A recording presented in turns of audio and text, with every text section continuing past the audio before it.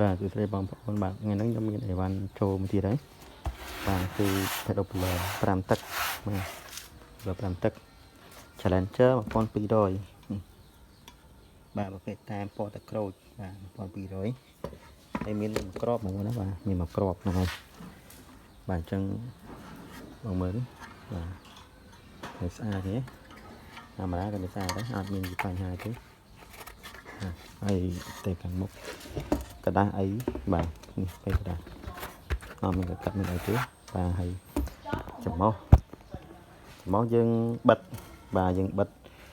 មានថាគេបិទណាបាទមិនខ្ញុំអ្នកបិទទេគឺគេបិទមកបាទវារហ័បចំោះចឹងណាបាទអញ្ចឹងមានមកក្របបងប្អូនត្រូវការអាចទៅមកខាងសុផុនត្រីក្រុងតាខ្មៅមកណាហើយខ្ញុំមានលេខទូរស័ព្ទ010 416451និងមួយខ្សែទៀត077 885502បាទអញ្ចឹងបងប្អូនត្រូវការចេះតាក់ទងណាបាទអរគុណច្រើនបង